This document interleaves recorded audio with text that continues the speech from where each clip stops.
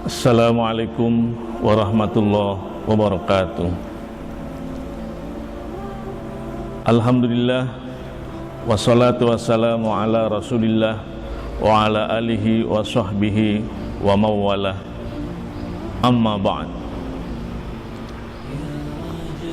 Qala Allah Ta'ala fi kitabihil karim, a'udzu billahi minasyaitonir rajim.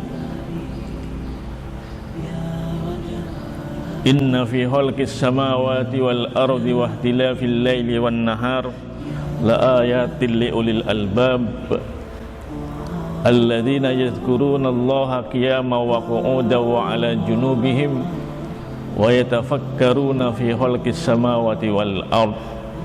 Rabbana ma khalaqta hadza batila subhanaka faqina adzabannar. Shadaqallahul azim. Allahumma arhamna bil Quran. Bapak-bapak, ibu-ibu, dan saudara-saudara kaum muslimin yang dirahmati oleh Allah, alhamdulillah pada kesempatan kali ini kita bisa melanjutkan kajian dalam bulan Ramadan. Untuk kali ini saya akan menyampaikan judul Budaya Ilmu Hilang, Marwah Suatu Bangsa Melayang.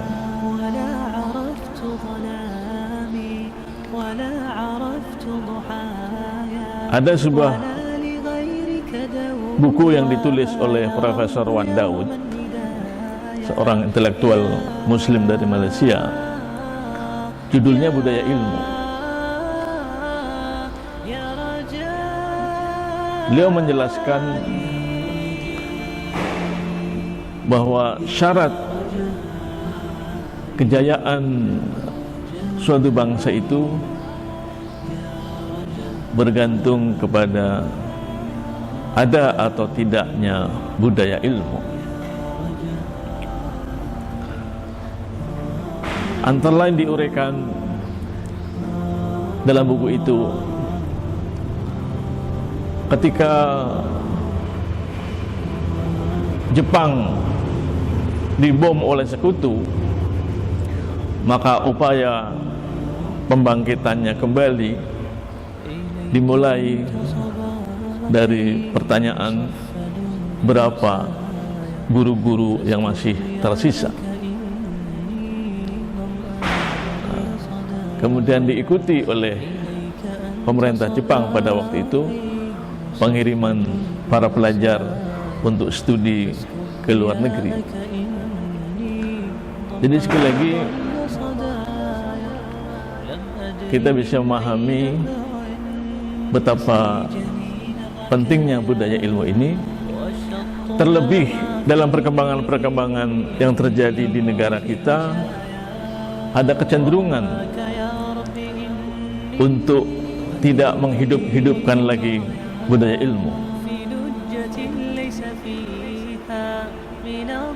Kejadian-kejadian seperti persoalan sepele di masyarakat kemudian diselesaikan dengan cara-cara kekerasan, menimbulkan tawuran antar kampung, tawuran antar fakultas di kampus. Itu salah satu bukti bahwa di kalangan bangsa kita ini ada kecenderungan untuk jauh dari budaya ilmu. Atau juga dari para tokoh, dari para pemimpin yang tidak lagi menjunjung tinggi amanat penderitaan rakyat, sehingga kekuasaan hanya untuk kepentingan sesaat, kursi-kursi kepemimpinan yang ada tidak dipakai sebagai kesempatan untuk berkhidmat kepada masyarakat, kepada bangsa ini, sehingga yang terjadi adalah angka kemiskinan semakin tinggi, pengangguran di mana-mana.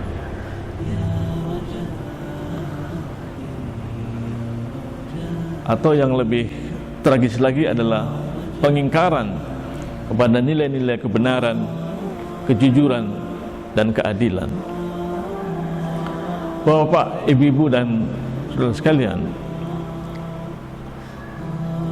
Profesor Khalih Muammar dalam sebuah tulisannya dalam jurnal Hadori yang berjudul Faktor Kegemilangan Tamadun Islam, Pengajaran dari Masa Lalu, beliau memberikan batasan pengertian tentang budaya ilmu. Budaya ilmu menurut Profesor Khalih Muammar adalah kebijaksanaan dalam berpikir dan bersikap, yang itu ciri-cirinya bisa ditengarai dalam kehidupan masyarakat.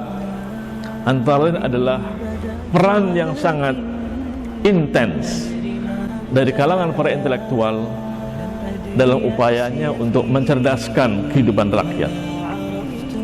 Kemudian yang lain adalah penghargaan terhadap otoritas, juga lahirnya para pemimpin yang berintegritas, kemudian kepribadian masyarakat, dan terjaganya jati diri, dan juga penyelesaian dalam kehidupan sosial dengan pertimbangan-pertimbangan ilmu. Inilah ciri-ciri dari sebuah masyarakat yang berbudaya ilmu. Bapak, ibu-ibu, dan saudara-saudara, lalu siapa yang mesti bertanggung jawab terhadap budaya ilmu ini? Profesor Wan Daud memberikan masukan bahwa paling tidak ada 3 pihak yang harus bertanggung jawab terhadap budaya ilmu ini, yaitu para orang tua di tingkat keluarga, para pendidik, guru-guru di lembaga-lembaga pendidikan, dan para pemimpin politik di setiap tingkat dan level masing-masing. Pada situasi hari ini, ketika kita harus menghindari kumpul-kumpul banyak orang, kita berada pada keadaan stay at home, maka ini adalah kesempatan yang sangat baik bagi kita para orang tua untuk memperhatikan anak-anak kita, sehingga kita bisa berproses menjadi guru-guru yang baik di rumah kita masing-masing. Antara lain adalah dengan mendorong anak-anak kita untuk suka membaca. Syukur-syukur meskipun rumah kita kecil, kita usahakan ada pojok untuk membaca bagi kita semua, para anggota keluarga.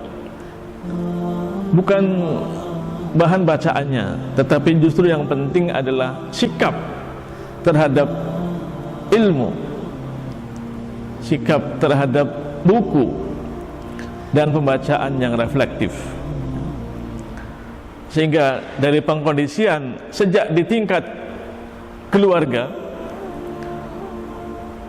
penjagaan terhadap budaya ilmu sejak dimulai dari rumah kita masing-masing, maka ini tentu akan bisa berkembang dalam lingkup sosial yang lebih luas, apalagi diberi keteladanan oleh para pemimpin politik dan juga peraturan perundangan yang baik, sehingga ketika generasi kita sudah kita kondisikan betul dengan budaya ilmu di tingkat keluarga, tanpa pengawalan di tingkat lingkungan, maka itu akan mustahil generasi kita menjadi generasi yang baik. Sekali lagi, momentum Ramadan, apalagi saatnya harus stay at home, kiranya kita bisa mulai dari rumah kita masing-masing untuk menjaga budaya ilmu ini. Kita mulai dari rumah kita, dari anggota keluarga kita sendiri. Mudah-mudahan kita bisa melakukannya